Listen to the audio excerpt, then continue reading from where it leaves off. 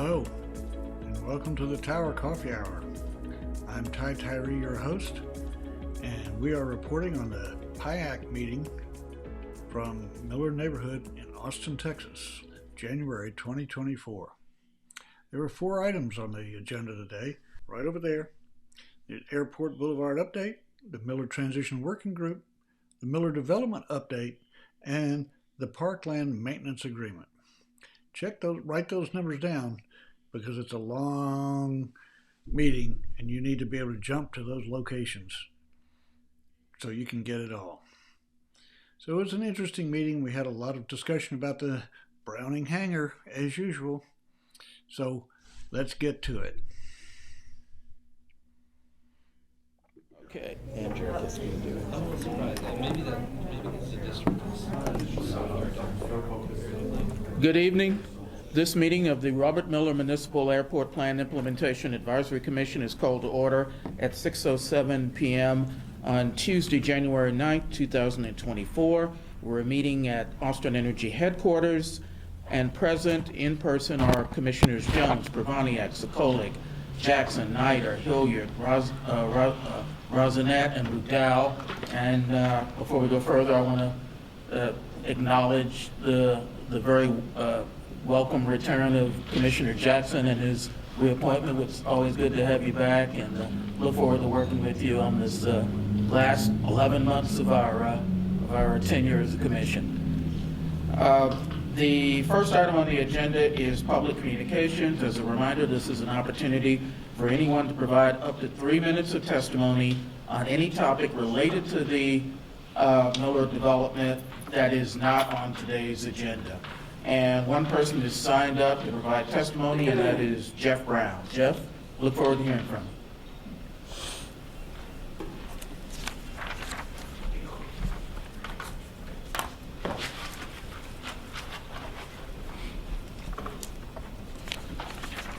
Like this? Is it?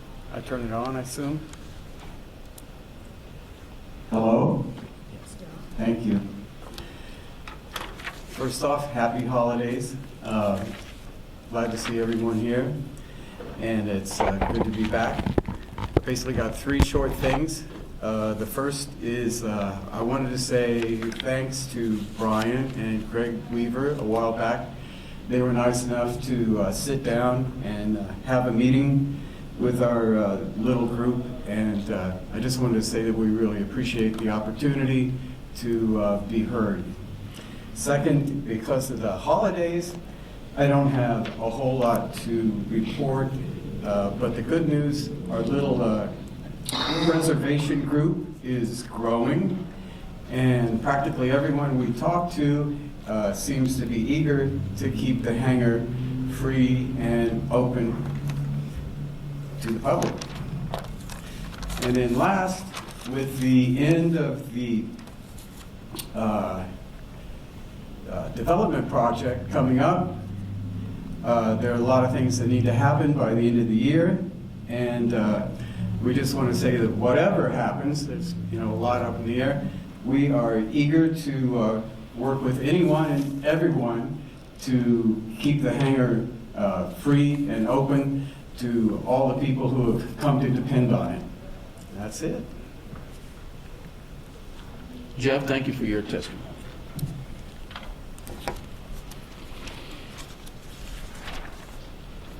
The next item on our agenda is the approval of minutes. Are there any questions, concerns, or are there any corrections that need to be made to the November meeting minutes? Hearing none, is there a motion to approve the November meeting minutes as written? Ken? Approved. Move to approve. Rick, is that a second? Yes, it is. Any questions?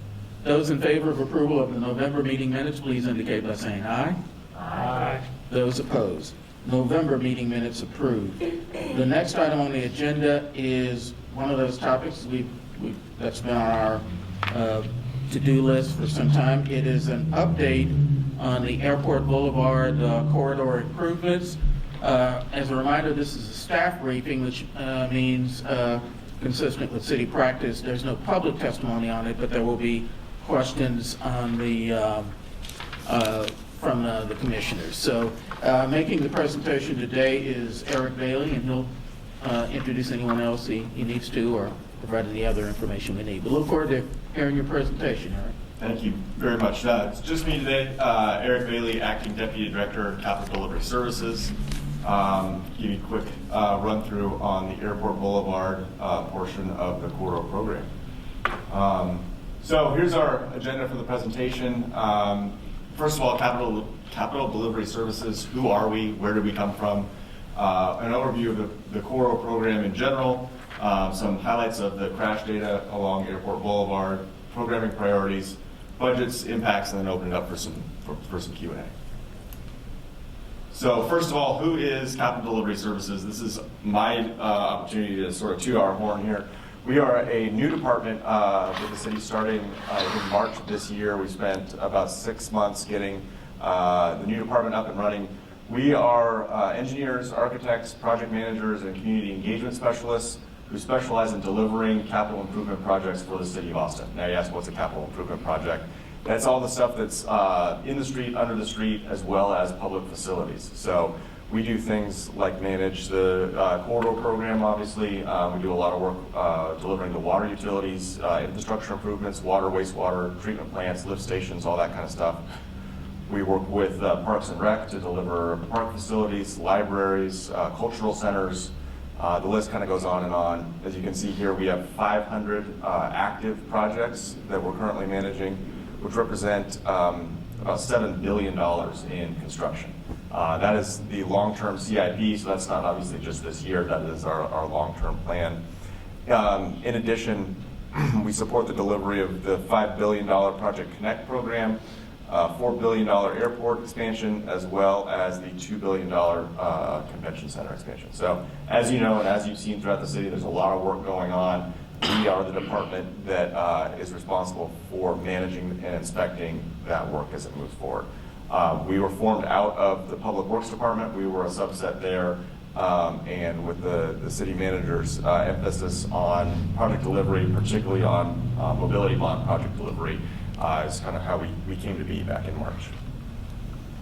So with that, I'll give you a quick overview of the corridor program in general. So the program, funded by the 2016 Mobility Bond, $482 million, includes work on Martin Luther King, Guadalupe, Slaughter, William Cannon, North Lamar, South Lamar, Burnett, and Airport. So a lot of corridors throughout the city.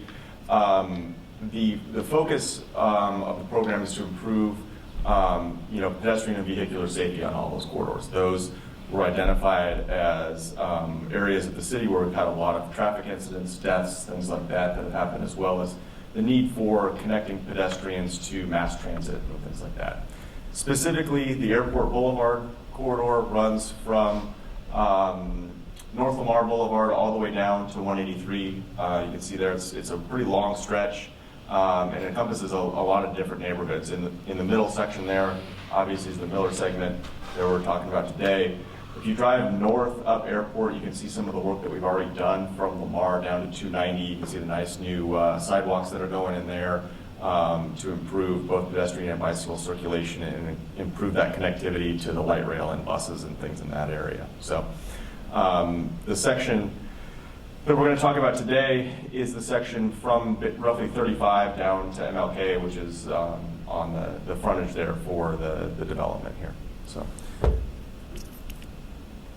there's too many buttons up here.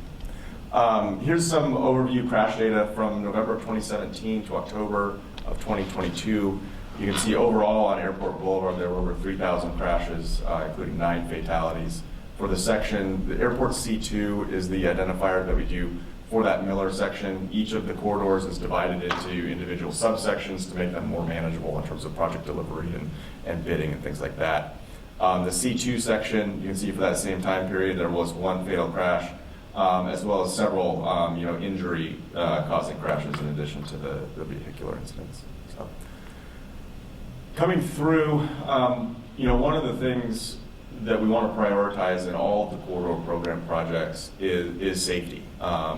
So you can see from the upper data there, approximately 55 crashes every month, and one of those includes cyclists and pedestrians. There are a lot of conflict points obviously a lot of pedestrian activity within the Mueller Development, and then crossing the street to get to things like the Far Tennis Center and up into the neighborhoods and things like that. So the priority, again, like I said, is to allow for improved pedestrian and bicycle circulation in the area, as well as intersection improvements that are going to reduce those crashes, reduce the conflict points as they move forward. So focused a lot on improved sidewalks, traffic signals, bike access, and that kind of thing. This is actually a picture from that northern section. You can see the wider shared use path here running along Airport Boulevard on your way up to North Lamar.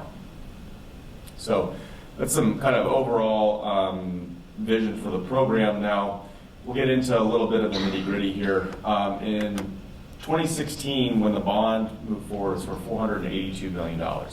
As everyone knows, a lot has happened in the economy since 2016.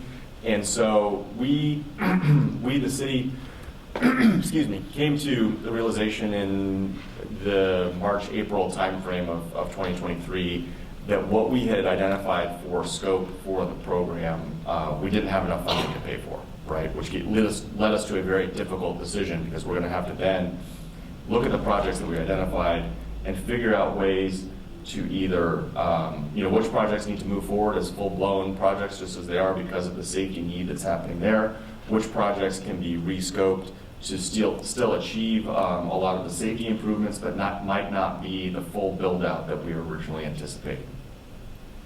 For those of you who are not in the development community, the city has to comply with with the same regulations that private developers do. So that means if we're adding impervious cover, if we're adding sidewalks, if we're adding bikeways, we have to comply with the relevant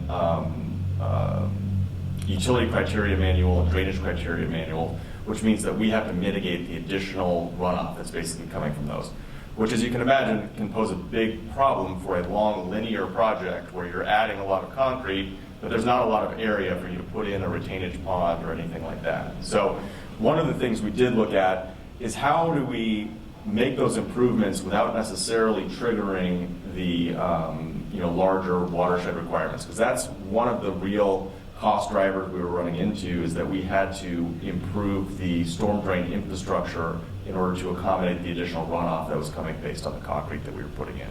So what we've been doing for the last 6 months or so is looking at areas where projects will be moving forward as originally scoped, and where we can reduce that scope a little bit. And one of those areas where we're looking to reduce the scope is actually the section of Airport Boulevard with the tie-in of the I-35 project happening on the north end all the way down to MLK. So what we're currently looking at and finalizing the plans for is what that's going to look like in the section that's right here in front of Miller. And what we're looking at right now is improved sidewalks on the west side, running north and south. We're under construction on a pedestrian hybrid beacon at 41st Street that's looking to improve the safety of the crossings in that area.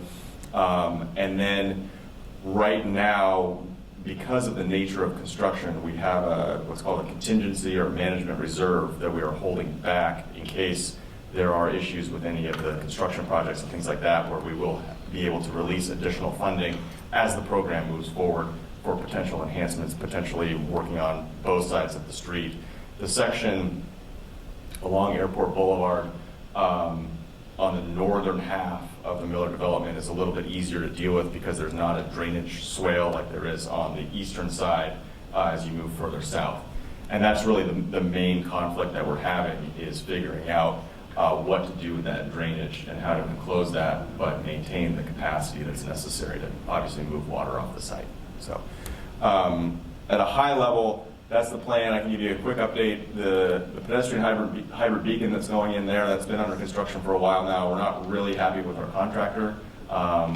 They've been struggling to build the elevated crosswalk that we need to do there, but we're looking to have that project done in February and have that traffic control out of the way and have that section reopened. So just generally, in terms of construction impacts, this is as we move forward with construction.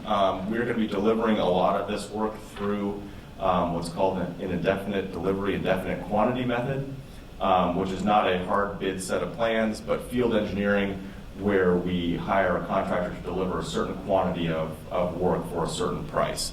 It helps us in terms of being able to expeditiously deliver a lot of this concrete and flat work projects. We do this a lot for the sidewalk program throughout the city, as well as bikeways and some of our other programmatic delivery methods. So our hours of work are 7 a.m. to 7 p.m. Monday through Friday. Weekend work is possible. That's obviously depending on events that are happening in the community and things like that. For example, for the farmers market, we're not going to be out there jackhammering concrete in front of the farmers market while that's going on, stuff like that. There will be no complete road closures along Airport Boulevard, and there will be, advanced communication about what we're doing and when we're doing it.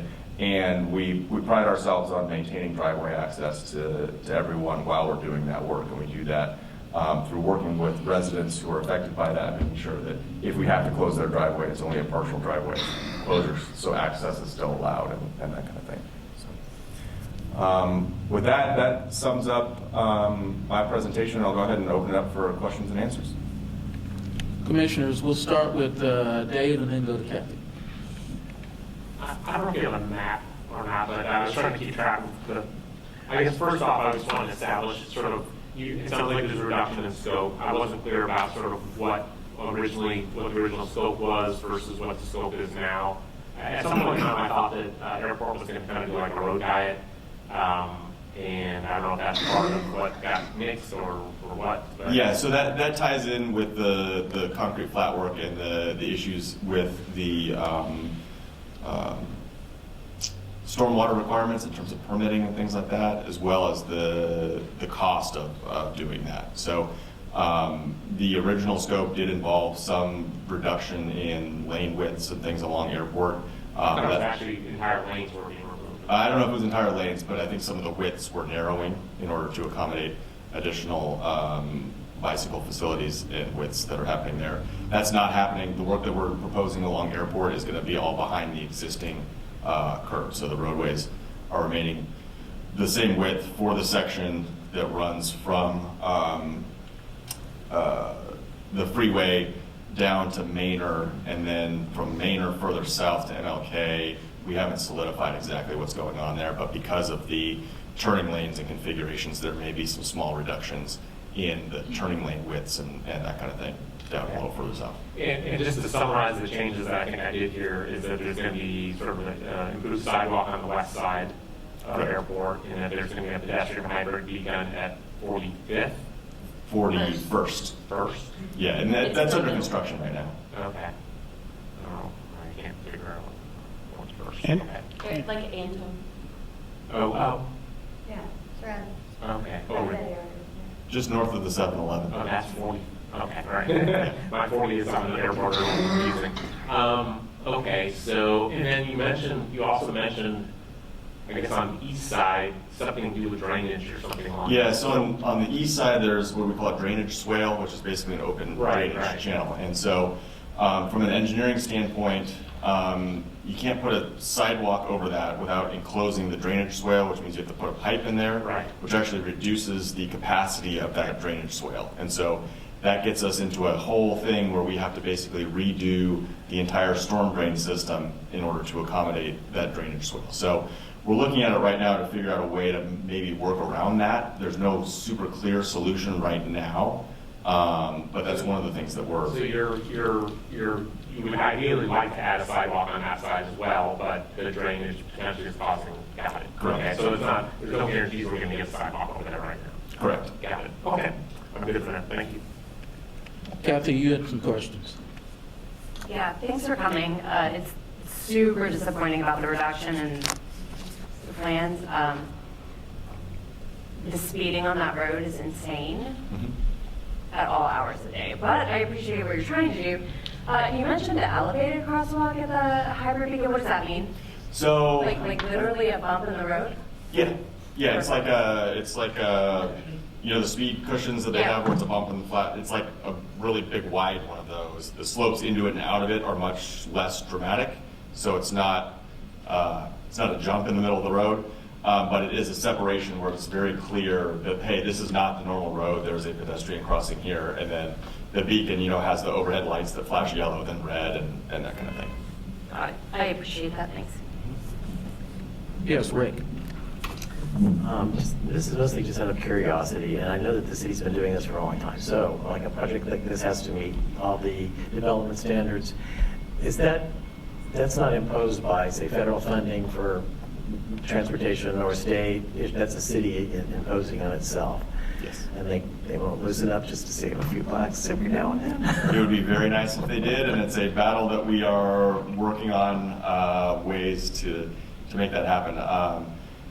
My personal feeling is that, you know, the work that we do is for a public good as opposed to a private development, and so you're automatically in sort of a different ballpark in terms of what the rules should be.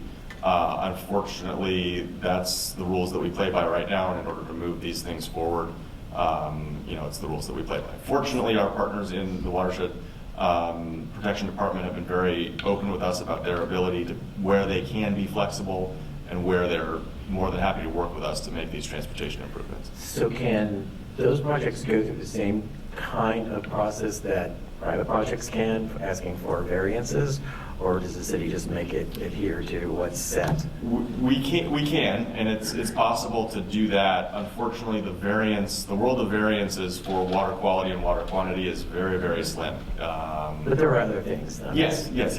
I start with that because that is the main thing that we're having a hard time. That's one of the main challenges of the whole thing. We can deal with you know, trees, moving infrastructure to avoid heritage trees and root zones and things like that. But you know, underground utility relocations and, you know, water mitigation are our two big challenges just based on the scope of what we're doing. So did they go before, like the planning commission and things like that, or usually, I guess, if that would be the water utility commission or whatever? Yeah. Okay. That would, we haven't gotten to the point. In order to do that, we have to get a very clear and reasonable variance that Watershed is on board with, where it's very clear that there's an exception in the code. And we just unfortunately, we haven't had anything where there's been a clear exception in the code where we can go even for that variance. We've been having to work within the parameters that we're given in terms of what the criteria. Should anything come up that this commission could help you with, please come before us. Absolutely. It's definitely something that's on the list in terms of whether you know, public projects in the right-of-way should be treated the same as development on private property. Thank you. Yes, Ken? First of all, thank you very much for your time. Question that I'd like to try to understand better. You know, Wilshire neighborhood, which is on Airport and Delwood too. There is a road, is the Parkwood Road. It's like there's three ways to go right there. Mm-hmm. Is that still going, or they were looking at reducing that risk, that safety risk? Mm-hmm. But is that part of your funding that is being minimized? That specific piece, I'm not 100% sure on. I'll have to get with our Transportation Public Works team and verify that for you. Okay, because that's definitely an area of concern for any of the neighbors in those two neighborhoods. Mm-hmm. And then the other concern is from Delwood 2 standpoint, it's coming out of Bentwood, the ability to proceed out because as traffic has gotten back to normal, it makes it very difficult to be able to either go, mainly to go left into that center. And we had originally, that neighborhood had asked for some form of a turning lane into Bentwood, so I'm curious if that is also being cut. Yeah, I'll have to look at that and see in terms of the plans that we have. I don't have them with me right now, so. Yeah. Okay, thank you very much. Commissioners, other questions? Yes, Dave? Perhaps I'm confusing this with another project, but I thought there was also like an initiative to reduce the speed on Airport. It's already been reduced. Okay, what is it? 40. What was it before? 45. Okay, all right, thank you. You know, it's only 30 on 51st right now. Nobody does that, but it's 30. Okay, yeah, well, the design of the road is key to how fast people drive, so. Yes, Chris. Eric, I had one question on that. Hopefully this can be a brief response. If there was contemplation of a road diet at some point and the reduction of impervious cover to sort of trade lanes for a shared use pathway or equivalent, was the issue, I would think then you could utilize the same ditch as Mas y Menos. Was the issue that triggers the amount of change? Does that trigger something new in the code of water that we can't like put back what is there? Yeah, so there's really two issues, right? There's water quantity and water quality, right? And so the water quantity issue is related to what's called impervious cover. So just what you're talking about, where if you take away, a portion of the road and replace it with, impervious cover, you can add, or replace it with pervious, material. You can add impervious material elsewhere in the same drainage area. And it's basically a net kind of calculation.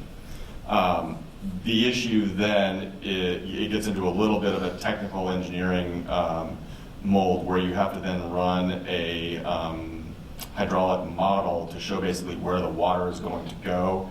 Because sometimes if you do that, it affects the water flow, which concentrates the water in different areas, which may affect the capacity of the individual, drainage pipes and things that are in that area. So yes and no is the answer. It's not a straight, yes, absolutely we can do it. It is a good starting point, and then there is more, engineering design work, evaluation that needs to be done before you can say yes or no. That's going to work or not. Yeah, I think just from maybe the lens of the commission, I wonder if there isn't somewhere in the gray area that would be like substantially net more effective, even if it's 80% of the aspiration of achieving both the quality and the quantity when we do have just an ethics, speed, and safety issue here in this corridor. Yeah, unfortunately, there's nothing written into the code in terms of, if you meet 80%, that's good enough. It's all or nothing kind of thing, which is one of the issues that we face is that, you can get to 99% there, and technically per the code, there's no waiver that you can do, and it's just the way the code is written. You have to comply with this. So. Yes, Josh. Does the raised crosswalk have an impact on speed? Like with cars development, second Kathy's point, it is insanely fast, and I feel like I've seen cars going 60 or 70, trying to beat that light oftentimes. And I do appreciate the crossing at Zach Scott and Schaefer, great. But yeah, does that often decrease speed at all? Of people knowing that either coming into that straightaway from what is it, like Barbara Jordan down to 38th is incredibly high. Yeah, I mean, I'm not a traffic engineer by trade, but it stands to reason that it would slow me down. I know that much driving. If I saw a raised median that had, brightly colored paint on it that was very clear, hey, something's going on here. This isn't just, 35 feet wide straight down the hill to the light, and I want to try and beat the light. In terms of, people's actual behavior when it comes to that, hopefully it will slow them down as well. So, yeah. Commissioners, other questions? All right. Well, commissioners, if you think of anything else in the next couple of days, just, of course, using your city email, forward them to our staff liaisons, and they can pass them along to the department. Eric, thank you very much. We appreciate this update and look forward to the successful completion of the project. Appreciate it. Thank you very much. Thank you. Okay, commissioners, the next item on the agenda is listed as a discussion item. I know it's been a couple of months since we met, but just as a reminder, I think our two previous meetings, we both discussed the creation of what will be our final transition work group, and then at our last meeting, we formally voted to create that work group with the intention of having any of its work. Obviously, the project, the work group would be completed in December at the time the commission's ends or is sunset, but that any major recommendations would be done in September. The only thing we didn't have completed at that time was an announcement of who the work group members were. And I am pleased to announce today that our colleague, Corky Hilliard, has kindly agreed to chair that work group. And we already have a couple of committee members, Kathy Sokolic, Dave Nider, and Chris Jackson have agreed to serve. We don't have any formal plans yet for specific meetings, but obviously a lot of us will volunteer to help in as long as we make sure we don't go past any quorum requirements. And the group won't have to start from scratch. One, I think all of you are familiar with a lot of the transition issues. You're already aware of who a lot of the other stakeholders are, both in Miller and in the other parts of East Austin. And you'll also have the advantage of having the work product from the past work group. And I want to take opportunity to thank Ken for chairing the last work group, which kind of got the ball rolling and is moving us in the right direction. And so they'll be able to pick up with the documents and the recommendations that they've already left for us to do. So if I think we can have at least one more person. If somebody else is interested in serving on the work group, they can before we bump up into quorum issues. So with that, is there any other comments anybody wanted to make at this time regarding the work group? Decisions about meeting times and locations will be decided by the work group members. Yes, Captain Corky, I'm sorry. Gather up soon to figure out how we're going to organize ourselves and look at prior work, both from the prior group and also the POA. Get coordinated up with them. And any of you, Rick, who have history probably will be very helpful to us. And with this, but thank you for the charge and for the team.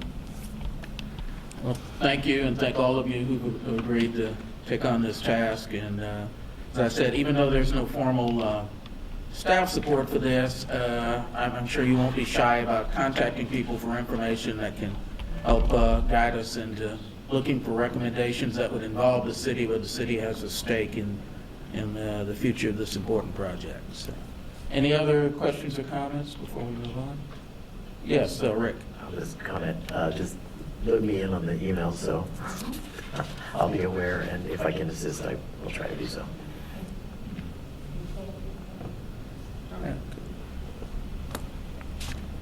And we'll also have public testimony from Jeff Brown.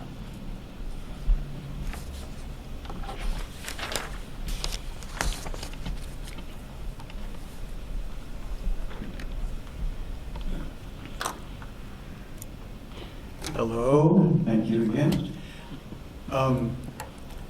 As you know, the hangar is 80 years old now, and for the last 20 years, Catellus has been doing a great job of keeping it free and open for all sorts of people to use.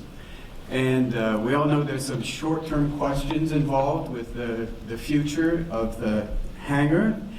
And honestly, I don't know what's going to happen. Maybe nobody knows. Maybe they do. But as I understand it, maybe something that this transition group can do is help to ensure the long-term future of the hangar. And so I hope that, now at the end of the year, Catellus is going to be gone, that the next 20 years it can be taken care of just as well as it's been taken care of for the last 20 years. And I think to do that, someone needs to build in a program to specifically look over the hangar and make sure, ensure its welfare down the road, not just for 20 years, but hopefully it can be there the way it is for another 80 years. And I would just say that, we have our people, and whatever it needs, whatever you need to help make that happen, we can bug city council, we can try bugging the mayor, we can talk to individual council members, and we can even work with other preservation organizations to do what we can to set things up for the next 80 years. Thank you. Thank you, Jeff.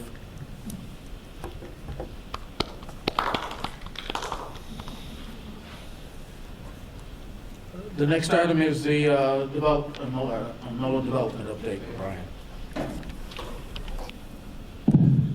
Yes. Good evening, Commissioners. For the record, I'm Brian DeLiesel, responsible for marketing and communications on behalf of the City of Austin and Catellus for the Mueller Redevelopment. First of all, Happy New Year to all of you.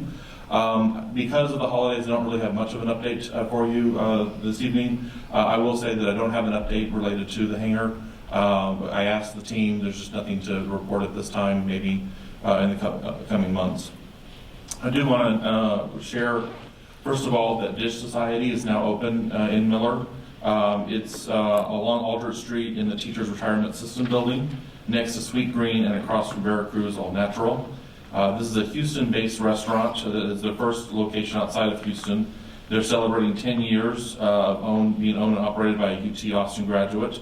They offer indoor and outdoor seating, plus pickup orders, walk-up window for coffee and breakfast tacos.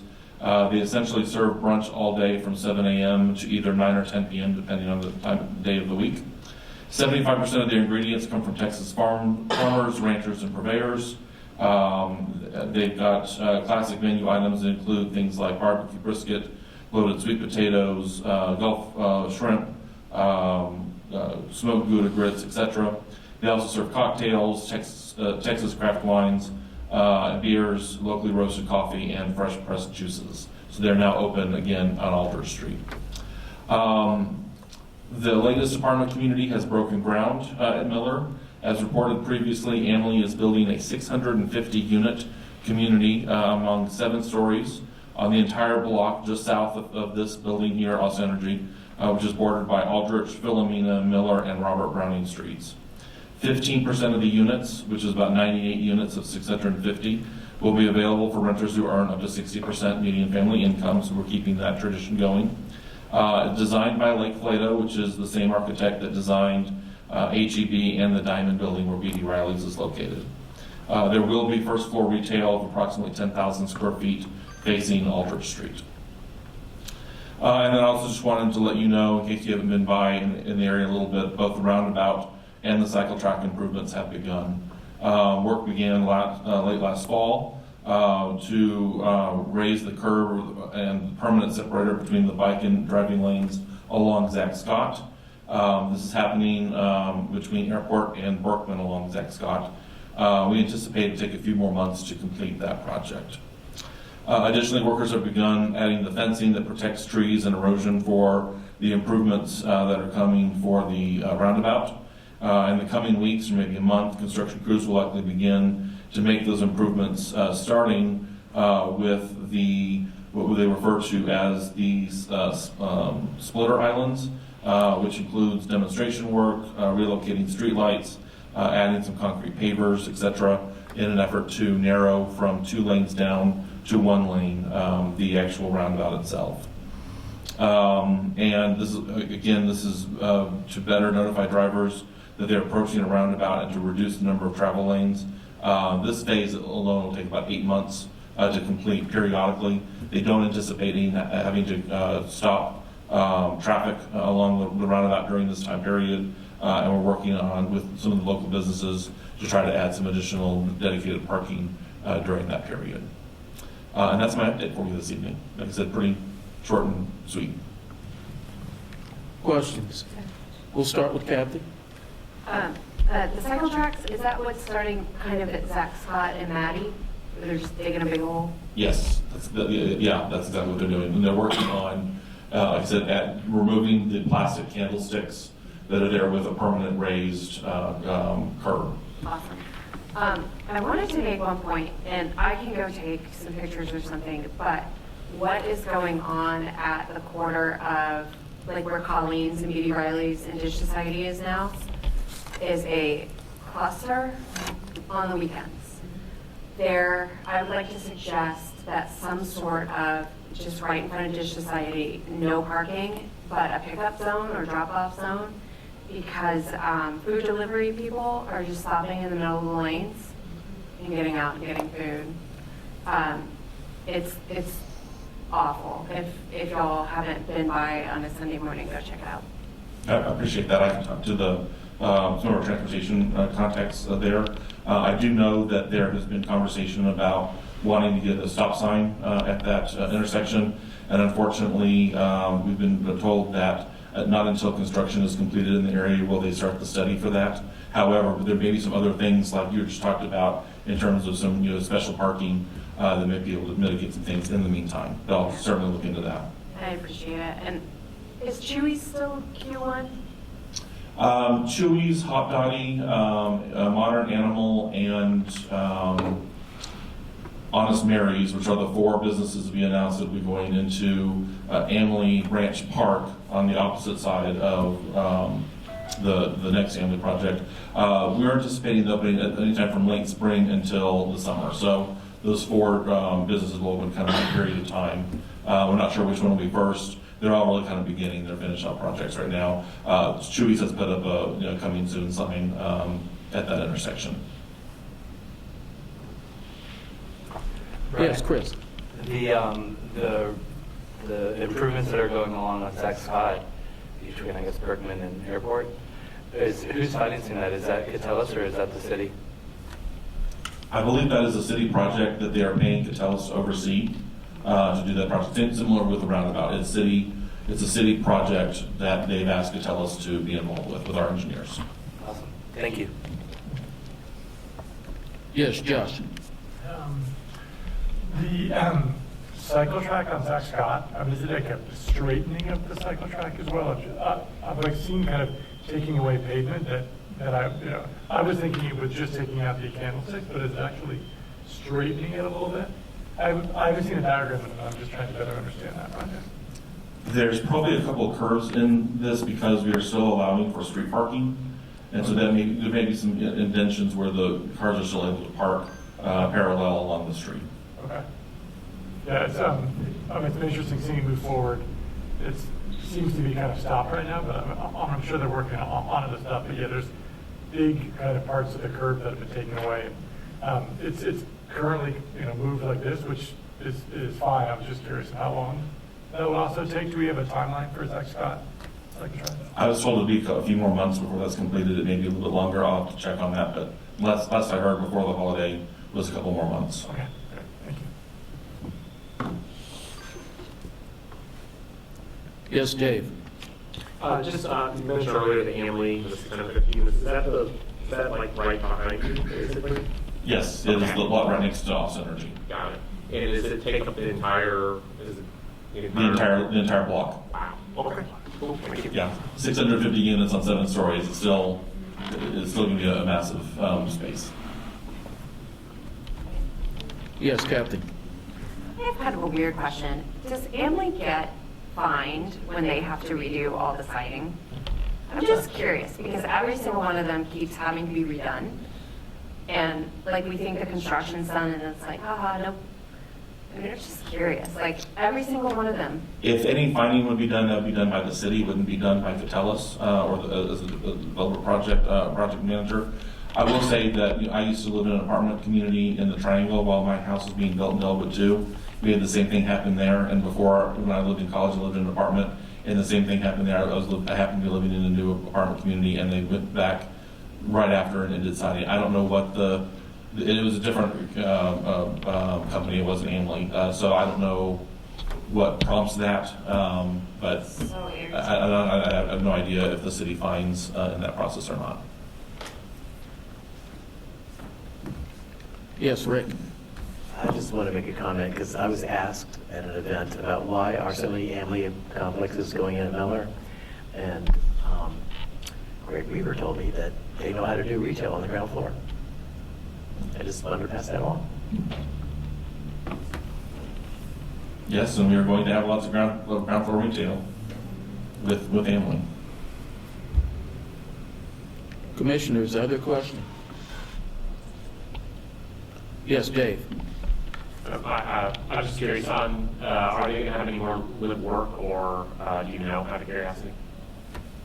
I have not heard specifically that the Emily 5 project will have any live work. Okay, cool, thank you. Yes, Chris? I might have missed this during my departure, but do we have like a plus or minus idea of the total population live, work, play now in Mueller or Miller? I haven't reported that in a while. I can bring some statistics to the next meeting. I don't have the most recent, actually I do, I just don't have it in front of me. So I can bring some of that to the next meeting, as well as what's anticipated to build out. That'd be great, thank you. Yeah, I mean, some of these new densities sound more superior or macho beyond what was originally anticipated, so it'd be cool to see those numbers. We did increase the numbers following the last PUD. That gave us the opportunity to add density, which is what the community said they wanted. So we were going about doing that, both on the residential as well as the employment side. So I can bring that to the next meeting. Corky? I just wondering, since we're 11 months away from build out, do you have an inventory or a projection about what will not be under contract for construction, what properties or what parcels will still be undecided at that point? Last I heard is that we'll at least have decided what the parcels will be by the end of this year. Whether construction will have begun on those projects is to be determined, but we should at least know what they're going to be by then.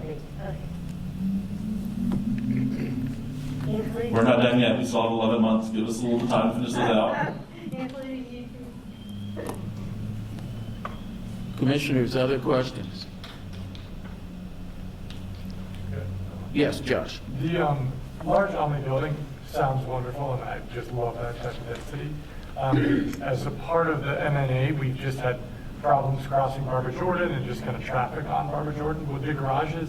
I would assume the garages would be on Robert Browning and the other streets. I'm just curious of adding more people there, getting some ways to just have some of the traffic improvements around there. And we have an M&A letter going in that is asking for some improvements. It's just about impossible across Barbara Jordan, except for a couple spots. So hoping that with a great number of people like that, which is fantastic, there's just also some improvements of hopefully not 600 cars, but several hundred cars also going in and out of there as well. I know that there's... Miller Boulevard instead of Oh, yes, right, yeah. Miller Boulevard, yeah. Barbara Jordan's that one, yeah, Miller Boulevard, yeah, sorry. The city of Austin, and I don't remember the status of this, I think that they were next going to study, or if they haven't already studied, adding stop signs along Mueller Boulevard as part of their just regular efforts. And of course, they have to have those studies done in order for them to determine, but they figured that probably will happen. So I think I need to go back and check and see where they were with the status of the studies. Jill, do you happen to remember when they were going to do those? Okay, yeah, so we can follow up on that. I also haven't seen the architectural plans for the family, but I can also follow up to find out where the garage is going to be. Any other questions, commissioners?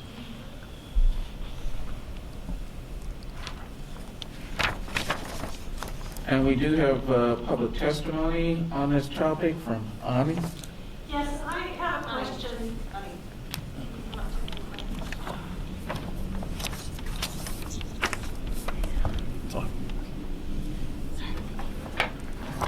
Happy New Year, everyone. I have a question. There used to be a sign on Mueller Boulevard that there was going to be another office building. Can't remember if it was D or something like that. And I was curious if there's going to be another office building, or is actually that big Emily taking that spot where there used to be a sign. And I'm also curious of how the office space that we do have, how much of it is being leased successfully. Ani, thank you for your testimony.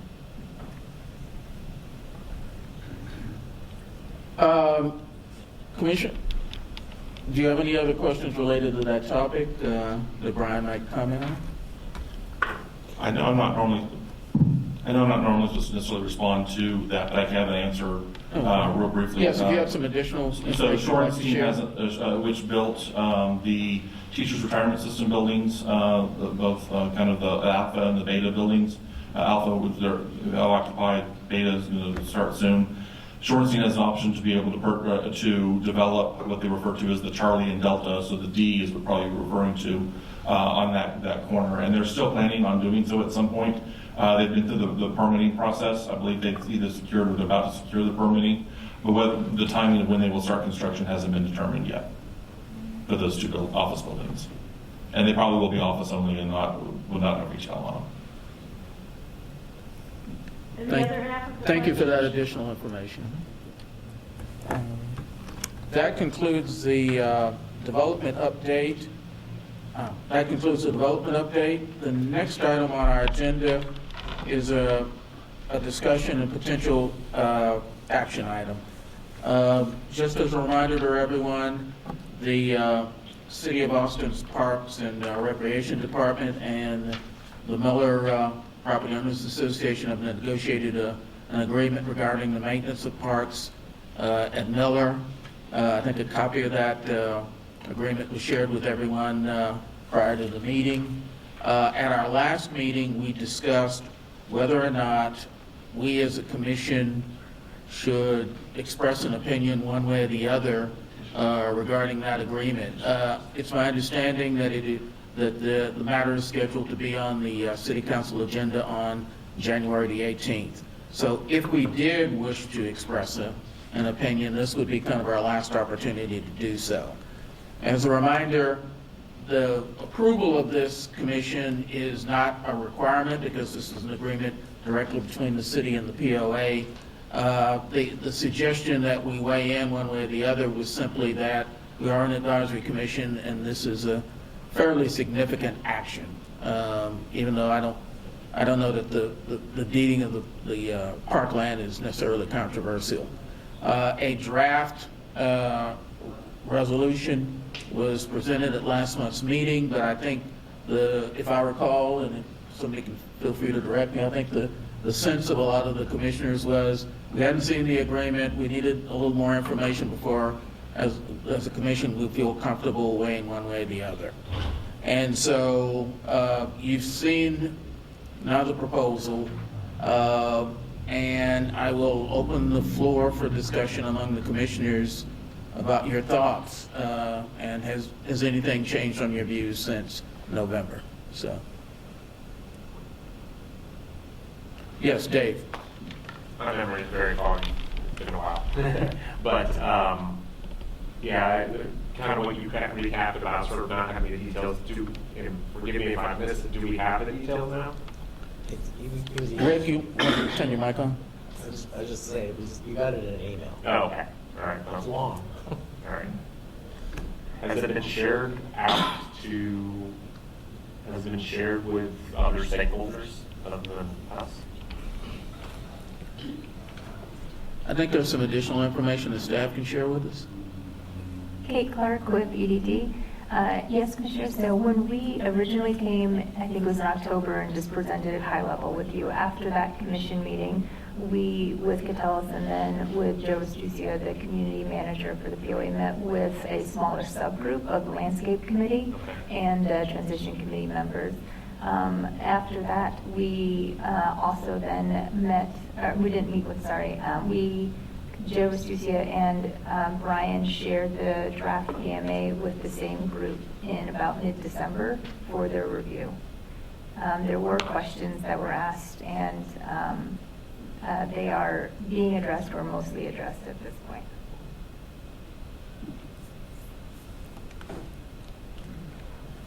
Commissioners, other questions? And Rick, do you want to basically give a highlight repeat of what you said in November about what's in this resolution, a recommendation that was drafted? So it is in the master developer agreement that the city would contribute to some of the park maintenance.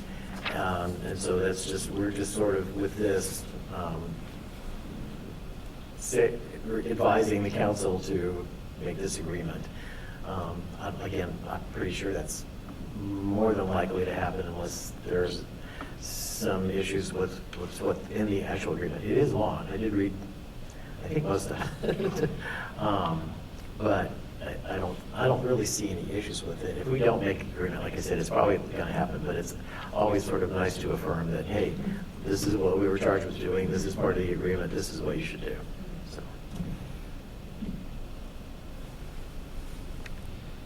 Commissioners, questions, comments, thoughts?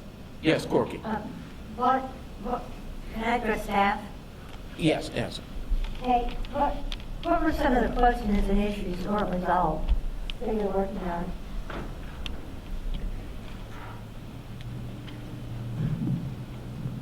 Some of the questions that had come up were how do volunteer groups that are currently volunteering continue with that process? And part of the draft that was shared with them included the City of Austin hard volunteer form that Joe, I believe, I don't know if it would be Joe or if it would be the landscape committee, would be in charge of having that form sent to the to various groups that want to continue volunteering. Other questions that came up were a lot about the ponds, and the city has their different groups, and so PARD is responsible for the parkland, but they are not generally responsible for the ponds. And so the ponds are addressed in the agreement in that we didn't want to ignore them because they are such a large piece of the southwest and the southeast greenway.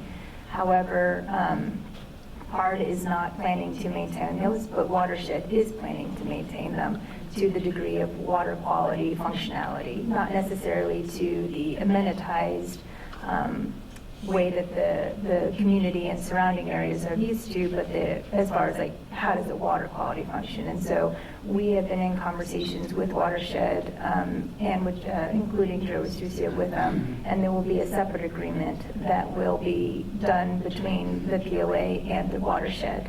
That one is going to be simpler because there won't be any financial contributions with that. And so it's more going to be, this is what Watershed does, this is what the POA would like to continue doing, and how does that mechanism work for the legality of that. Thank you. That was very useful information. Commissioners, other comments or thoughts?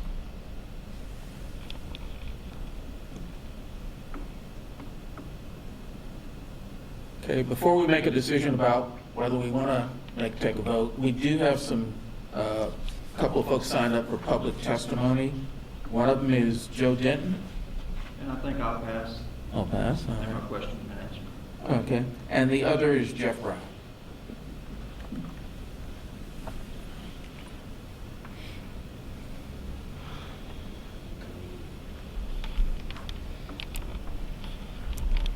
Thank you.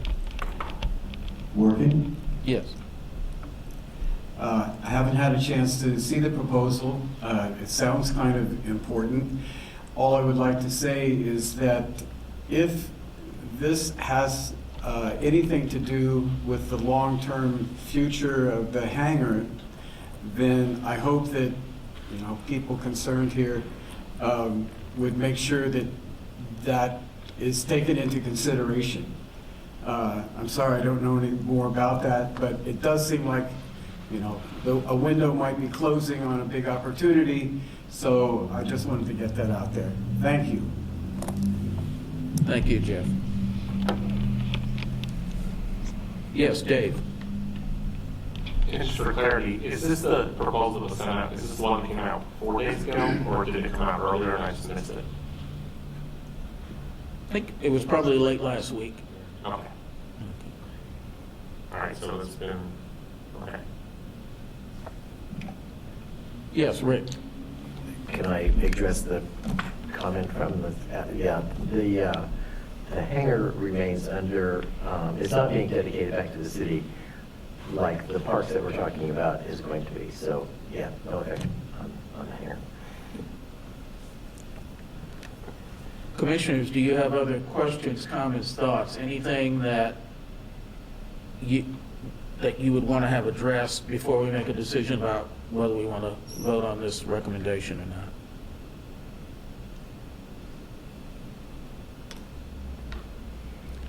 Okay, I'll move. time to fish and cut bait. Is there a motion regarding approval of this recommendation to City Council? So moved. Second. There's been a motion and a second. Any other questions? Those in favor of the recommendation to council on the parks issue, please indicate by saying aye. Aye. Aye.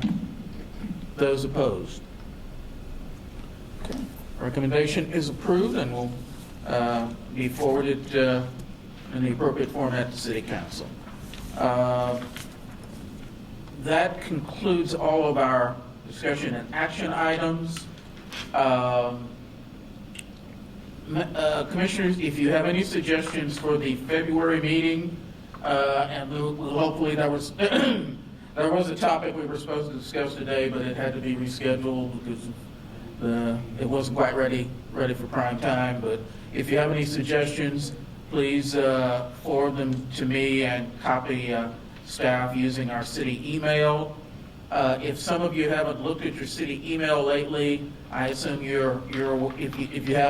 aren't already aware, there's some additional, well, those of you that work for the city, this is not an issue, but for some of the rest of us that are coming from outside the city's email system, you're probably already aware that there's some enhanced security measures, and I'm sure there's probably a good justification for them. So it may take you a little bit longer to sign in, but I would suggest you definitely check your city email here in the next couple of days to make sure it's working.